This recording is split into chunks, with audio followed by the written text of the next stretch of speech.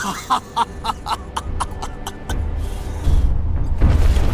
teman-teman, pada kesempatan kali ini, Mimin akan menceritakan sebuah film bergenre action fantasi yang berjudul Iceman. Iceman adalah sebuah film yang mengisahkan seorang pengawal kerajaan Ming yang bernama He Ying yang dituduh melakukan pengkhianatan dan bekerja sama dengan para kelompok Jepang. He Ying berusaha melarikan diri dari eksekusi yang akan ia dapatkan dan ia terjebak oleh badai salju yang membekukan dirinya. Di saat ia terbangun, He Ying sudah berada di masa depan dan ia berusaha untuk kembali ke masa dinasti Ming menggunakan sebuah alat pemutar waktu yang bernama roda emas. Bagaimanakah kisah seru lanjutannya? Mari kita simak video ini sampai selesai.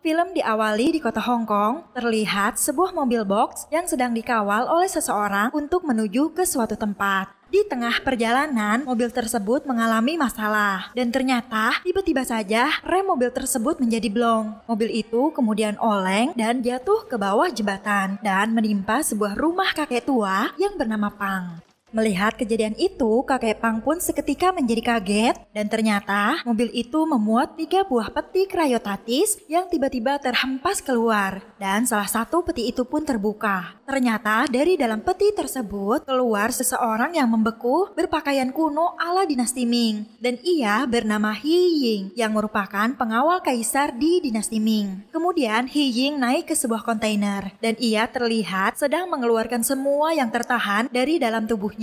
Tak lama setelah itu, mobil yang tadinya mengawal mobil box tersebut berniat untuk mencari informasi. Namun kemudian ia mengurungkan niatnya. Melihat mobil itu, Ying pun berusaha mengejarnya. Namun ia kehilangan jejak. Ying hampir saja tertabrak oleh sebuah mobil saat ia sedang mendengar sesuatu dari dasar tanah. Di saat Ying sedang berdiri di sebuah tiang listrik, tiba-tiba ia terpingsan dan terjatuh di atas sebuah mobil bis. Di saat ia tersadar, Ying langsung berlari dan melompat dari atas bis tersebut. Kemudian ia naik ke sebuah bangunan untuk melihat keadaan sekitar. Ketika melihat-lihat keadaan kota Hong Kong, ia lalu memegang sebuah benda yang diketahui bernama lingga. Kemudian Ying pun mengingat saat ia mendapatkan lingga tersebut dari seorang biksu di India pada tahun 1621. Menurut biksu tersebut, lingga adalah sebuah kunci untuk mengaktifkan roda waktu emas. Roda waktu emas adalah sebuah alat teleportasi dari India. Roda emas hanya dapat digunakan sebanyak 3 kali untuk melakukan perjalanan waktu. Dan ternyata roda emas itu telah digunakan sebanyak 2 kali. Dan kini hanya menyisakan 1 kali lagi perjalanan waktu. Dan setelah digunakan sebanyak 3 kali, roda waktu emas tersebut akan hancur dengan sendirinya. Kembali ke masa sekarang, di sebuah pasar malam, He Ying yang sedang dalam keadaan kelaparan terlihat sedang makan mie. Di saat ia sedang asik memakan mie-nya, tiba-tiba ia memukul 2 orang di sampingnya karena ia mengira mereka adalah monster. Namun ternyata itu hanyalah kostum yang digunakan oleh orang tersebut. Kemudian seorang wanita mabuk yang bernama Xiao Mai datang mendekatinya. Dengan keadaan mabuk berat, Mai pun memanggil Ying dengan sebutan pengawal kerajaan. Sementara itu, di Jalan Wing Li di Xiongwan, tampak seorang preman yang sedang melakukan sesuatu. Dan tiba-tiba datang seseorang yang juga berpakaian sama seperti Ying. Dan orang itu bernama Sao, yang merupakan sahabat Ying dari dinasti Ming. Di sana, Sao yang juga kelaparan makan dengan begitu lahapnya. Tak jauh dari sana, terlihat beberapa anggota polisi sedang berusaha untuk menangkap seorang preman. Sao yang sedang asik menikmati makanannya terlihat tidak peduli dengan apa yang terjadi di sana. Namun tiba-tiba saja makanannya malah ditumpahkan oleh seorang polisi dan ia langsung menghajar polisi tersebut.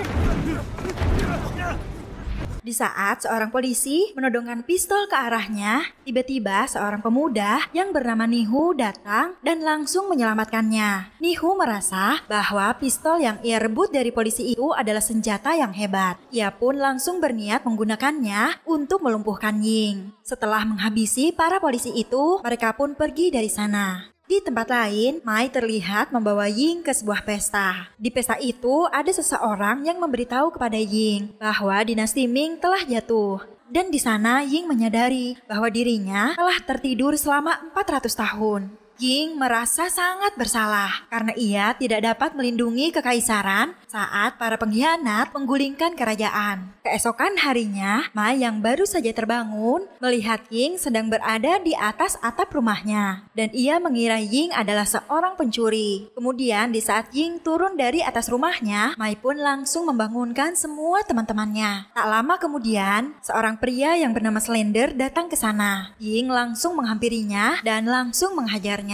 Di tengah kemarahannya Ying, kemudian ia mengingat kejadian pada 400 tahun yang lalu. Di sana ia dikepung oleh seluruh prajurit kerajaan dan dituduh oleh seseorang sebagai pengkhianat dan bekerja sama dengan para perampok Jepang. Sahabatnya Sao dan Nihu kemudian kecewa terhadap Ying dan memutuskan tali persaudaraan mereka. Ying lalu ditangkap dan atributnya sebagai pengawal kerajaan dicabut dan ia langsung diborgol di sana. Ying mencoba menjelaskan bahwa dirinya telah mengabdi dengan tulus dan jujur dan mana mungkin saja ia melakukan perbuatan yang seperti itu. Ketika Ying mendengar semua keluarganya akan dibunuh, seketika Ying menjadi sangat marah dan ia langsung bangkit dari duduknya, kemudian menghancurkan borgolnya. Melihat hal itu, para prajurit pun berusaha untuk melumpuhkannya. Namun tiba-tiba badai salju datang dan Ying pun memanfaatkan hal itu untuk melarikan diri. Melihat hal itu, Sao dan Nihu pun langsung mengejarnya. Mereka berseluncur di atas badai salju. Namun sayangnya badai salju menenggelamkan mereka. Kembali ke era modern, di sana Ying meminta maaf kepada Slender karena ia telah salah memukul orang. Kemudian Ying pun berniat untuk pergi dari rumahnya Mei karena Mei tidak mengizinkannya untuk tinggal di sana. Ying yang telah pergi meninggalkan rumahnya Mei menjadi pusat perhatian karena penampilannya yang begitu mencolok. Ying yang merasa bahwa dirinya telah menjadi pusat perhatian memutuskan untuk mengubah penampilannya dengan mencuri pakaian seseorang yang berada di dalam mobil. Di tempat lain, di sebuah gedung, seorang komisaris polisi yang bernama Chung terlihat sedang berbincang dengan seorang yang bernama Mr. Tang. Mereka sedang membicarakan masalah truk yang mengalami kecelakaan dan mengakibatkan penghuni peti berhasil melarikan diri. Pada saat itu, Chang marah kepada Mr. Tang karena ia membiarkan supir truk tersebut lolos dan berbicara kepada banyak orang. Sehingga Chang meminta kepada Mr. Tang untuk membunuh supir tersebut. Mr. Tang terlihat sangat ketakutan dan ia mengkhawatirkan akan keselamatan dirinya sendiri. Akhirnya mau tidak mau, ia menghabisi supir tersebut dengan cara menembaknya. Sementara itu, Mei yang pergi ke klub malam diganggu oleh 3 orang security. Beruntungnya saja, Ying datang tepat waktu dan langsung menotok ke 3 security tersebut sehingga mereka tidak bisa bergerak. Tak lama setelah itu, bos Mei datang dan kemudian memarahi Mei karena Ying telah melukai security-nya. Kemudian Mei pun menyangkal dan mengatakan bahwa Ying bukanlah temannya. Namun sang bos sama sekali tidak peduli dan mengajak mereka untuk masuk ke dalam. Bos Mei kemudian meminta ganti rugi kepada Mei. Kemudian Ying pun langsung mengatakan bahwa dirinya yang akan menanggung kerugian tersebut. Ying menunjukkan uang emas di era dinasti Ming untuk membayar ganti rugi. Kemudian mereka pun pergi ke toko emas untuk menjual uang tersebut. Hasil penjualan emas tersebut diambil oleh Mei sebagian untuk membayar ganti rugi bosnya dan sisanya disimpan oleh Ying untuk biaya hidupnya. Ternyata pada saat itu, Ying memakai sebuah kalung giok dan pemilik toko menghargai kalung itu sebesar 10 juta dolar. Namun Ying tidak ingin menjualnya. Karena Ying telah memiliki uang yang banyak dan Mei membutuhkan uang, maka Mei pun memperbolehkan Ying untuk menginap di rumahnya. Di tempat lain, Sao dan Nihu ternyata telah berteman dengan para preman yang tadi mereka tolong dari kejaran polisi. Melalui gambar sketsa yang digambar oleh Sao, preman tersebut kemudian diperintahkan untuk mencari Ying. Sementara itu, di kediamannya Mei, ia terlihat sedang menyiapkan tempat tidur untuk Ying beristirahat. Setelah itu, Mei mengatakan kepada Slender bahwa ia memperbolehkan Ying untuk menginap karena ia membutuhkan uang untuk ibunya. Di saat mereka sedang berbincang, Ying mencoba sebuah alat olahraga yang ada di sana. Ying melihat semua barang yang ada di rumahnya Mei dan ia terlihat kagum dengan barang-barang modern itu. Kemudian Slender pun mencoba mencari tahu di internet tentang kebenaran apa yang Ying katakan sebelumnya mengenai dirinya. Kemudian mereka mencari sebuah berita di internet mengenai era dinasti Ming dan sebuah benda bernama roda waktu emas. Namun, ia tidak mendapatkan beritanya di internet. Justru yang ia lihat adalah sebuah berita tentang dirinya yang bekerja sama dengan para perampok Jepang. Ying kemudian marah melihat berita tersebut dan ia pun melemparkan medali kerajaannya. Keesokan harinya, Mei mendatangi sebuah panti jompo yang mana ibu Mei berada di sana. Di saat Mei sedang berusaha berbicara dengan pengurus panti itu, Ying bersama dengan ibunya Mei di sebuah kursi roda. Ibu Mei menderita kelumpuhan dan ia tidak bisa berbicara. Mei terlihat sangat menyayangi ibunya dan di sana ia membawakan makanan kesukaannya. Melihat ibu Mei dalam keadaan memprihatinkan, Ying cukup bersedih dan ia kembali mengingat ibunya yang juga sudah tua renta. Kemudian di saat Mei sedang tidak ada di sana, Ying pun memutuskan untuk mengobati ibunya. Awalnya Mei terlihat marah dan langsung menyerang Ying saat melihat Ying melakukan sesuatu dengan ibunya. Namun pada akhirnya Ying pun berhasil membuat ibunya Mei dapat kembali berbicara. Mei pun sangat berterima kasih dengan apa yang telah Ying lakukan kepada ibunya. Malam harinya, Ying bermimpi buruk dan hal itu membuatnya seketika terbangun dari tidurnya. Kemudian Ying pun melakukan sebuah ritual dan berjanji kalau ia akan kembali ke dinasti Ming dan menjaga desa Taoyuan serta menyelamatkan keluarganya dari pembantaian. Namun dikarenakan Ying menggunakan cerutu milik Mai, Mai pun menjadi sedikit marah kepadanya. Ying pun akhirnya memutuskan untuk melakukan penyelidikan esok hari. Esokan harinya, di sebuah pusat perdagangan internasional, Chung mengundang Mr. Pang untuk makan bersama dengannya. Mr. Pang kemudian menceritakan kejadian yang terjadi di malam itu, di mana 3 orang asing keluar dari dalam sebuah peti. Mendengar kabar tersebut, Chung lalu memberikannya sejumlah uang kepada Mr. Pang, lalu memintanya untuk tidak menceritakan hal itu kepada orang lain dan mengabarinya jika ia melihat ketiga orang tersebut. Di tempat lain, di rumahnya Mei, Ying dan Mei terlihat sedang melakukan sebuah meditasi. Dalam meditasinya, Ying mengingat perkataan sang biksu India yang dahulu memberikannya lingga. Di sana, biksu itu mengatakan bahwa Ying akan mengalami kemalangan, di mana dirinya akan hidup lalu mati dan hidup kembali. Namun, ia akan hidup di waktu yang sangat lama. Biksu itu juga memberikan 7 bibit datura yang akan memberinya jalan jika bibit tersebut berhasil tumbuh. Kemudian, Ying terlihat mendatangi ibunya Mei untuk melakukan pengobatan terhadapnya. Selain itu, Ying juga mencoba untuk mengobati para orang tua lain di panti jompo tersebut. Kemudian, Ying menceritakan kepada Mei tentang ramalan dirinya. Malam harinya, Ying naik ke atas sebuah bis dan kelihatannya ia akan pergi menuju ke suatu tempat. Sementara itu, Sao dan juga Nihu terlihat sedang menikmati kehidupan di kota Hong Kong bersama dengan para preman yang kini menjadi temannya. Sementara itu, di sebuah klub malam, Ying sedang memantau Mei yang sedang menemani para tamunya untuk minum.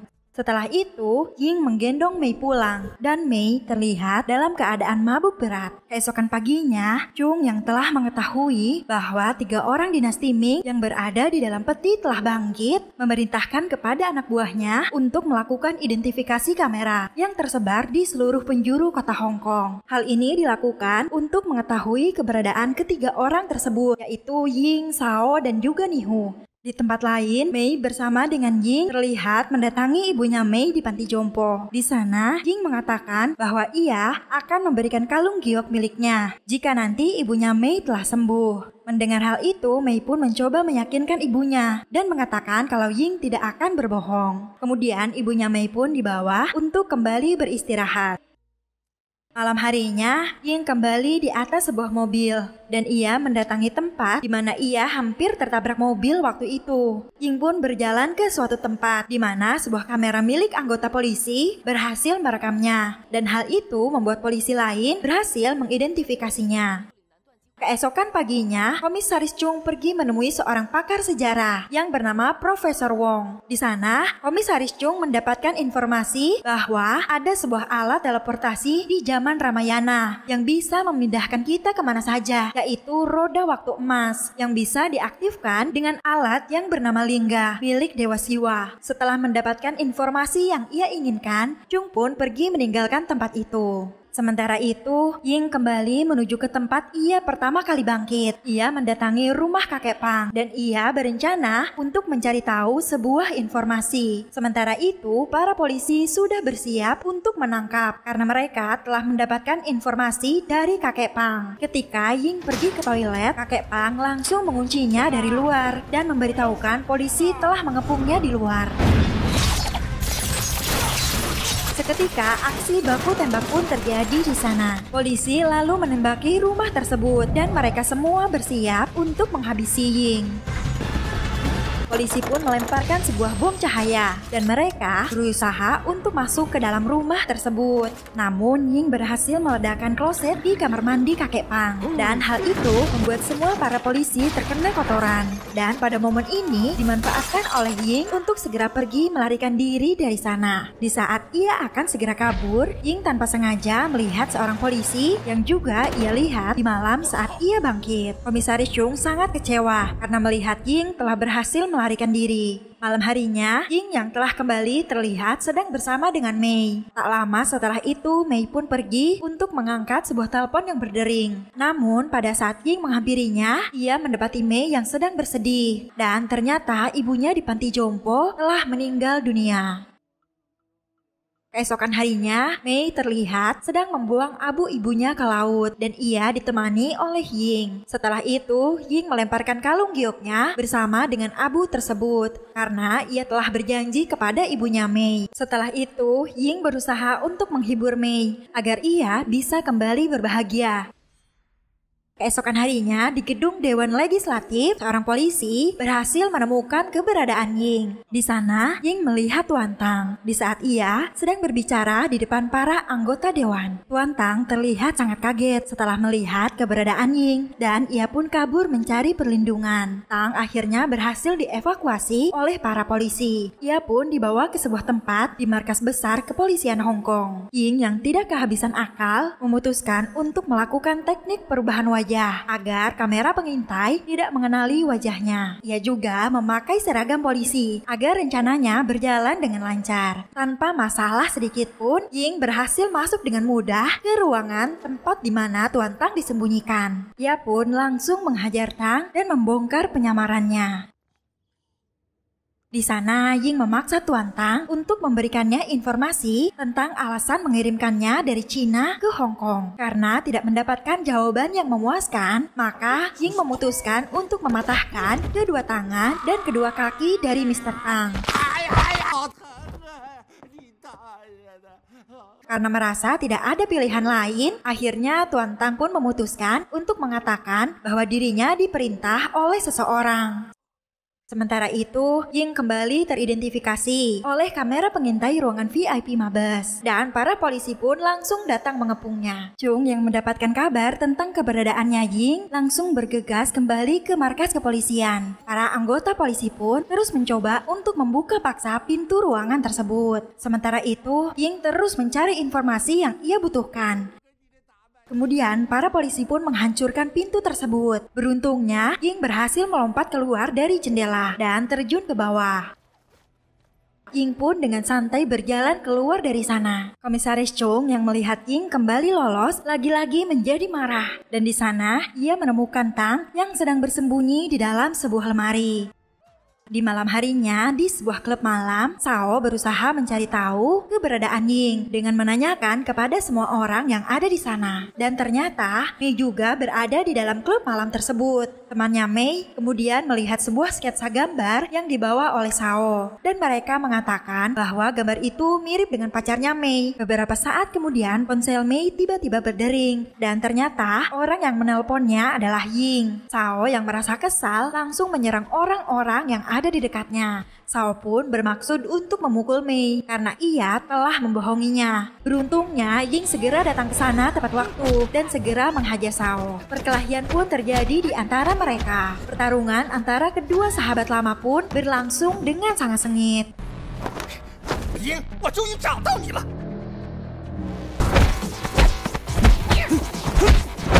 Para preman yang datang bersama dengan Sao mencoba untuk membantunya. Namun di sana, Ying terlihat lebih unggul dan Sao terlihat tidak mampu untuk menandingi kehebatan Ying.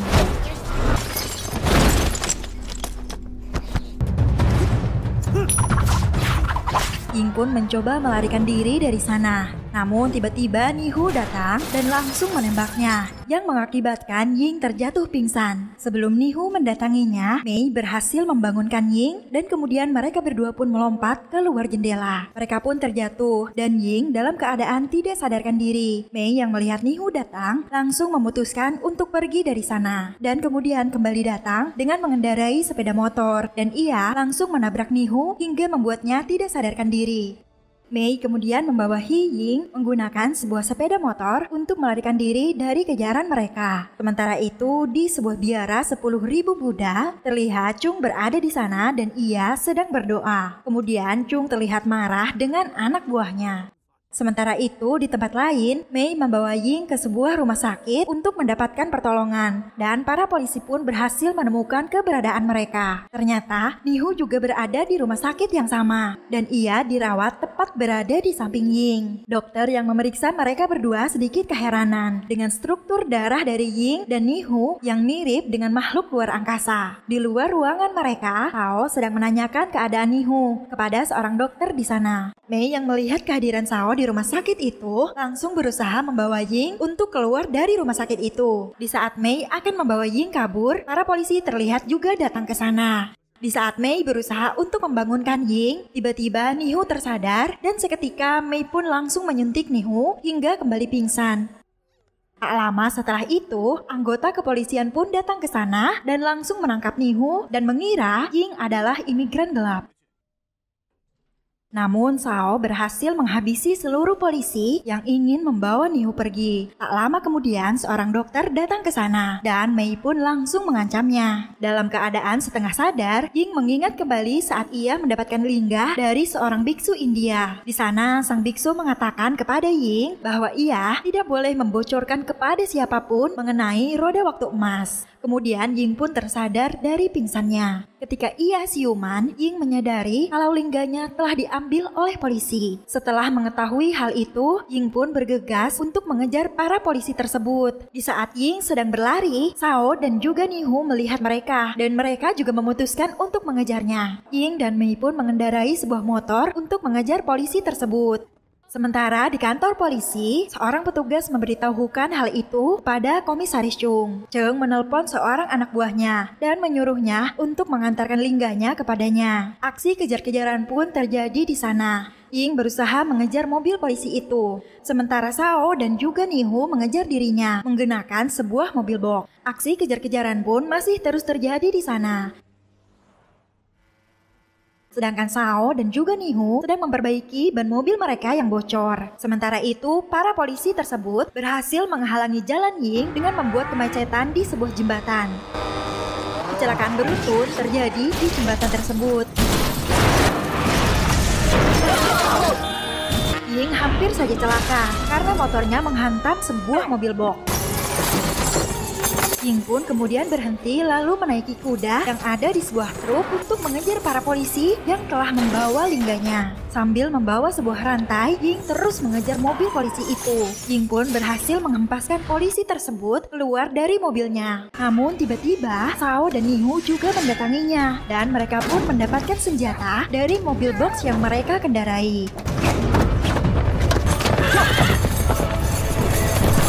Perkelahian pun terjadi di antara mereka. Perkelahian sengit antara mereka terjadi di sana. Ying yang bersenjatakan seutas rantai berusaha untuk menghadapi Sao dan juga Nihu. Sementara itu, Mei berusaha untuk menyelamatkan para korban kecelakaan dan mengevakuasinya.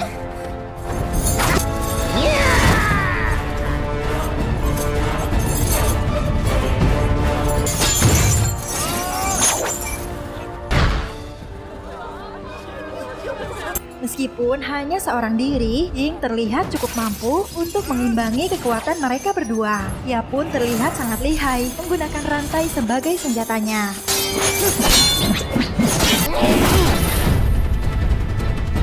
Pertarungan masih terus berlanjut. Di sana, Ying terus berusaha untuk menahan serangan yang dilancarkan oleh Shao dan juga Nihu.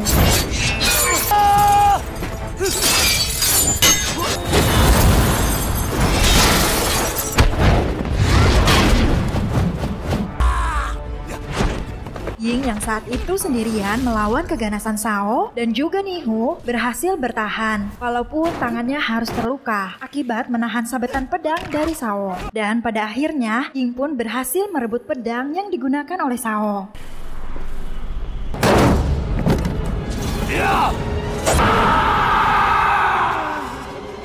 Mereka bertiga masih terus bertarung dan pertarungan mereka terjadi dengan sangat luar biasa. Sementara itu, Mei mencoba memecahkan kaca sebuah mobil untuk menyelamatkan para penumpang mobil tersebut.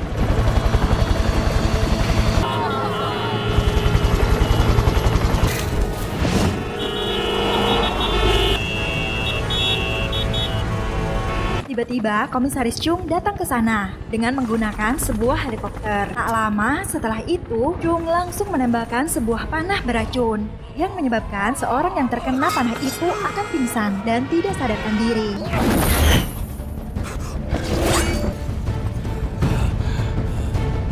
Menyadari ada mobil yang akan menabrak Nihu, Ying langsung menyelamatkannya. Dan pada saat itu, Shao menyaksikan hal itu. Akibat kejadian itu, mobil pun saling bertabrakan.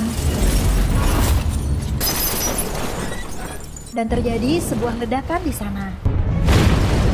Akibat ledakan tersebut, salah satu mobil di sana menabrak Ying dan membuat Ying terpental jatuh ke laut. Melihat Ying yang jatuh ke laut, Shao pun langsung berlari dan melompat. Ia berusaha untuk menyelamatkan Ying dengan cara terjun ke laut itu. Malam harinya, polisi terlihat mencari Ying dan Shao di dalam laut. Namun mereka tidak berhasil menemukannya. 3 hari kemudian di penjara Stanley, Komisaris Chung terlihat menghabisi para penjaga dan hendak menyelamatkan Nihu.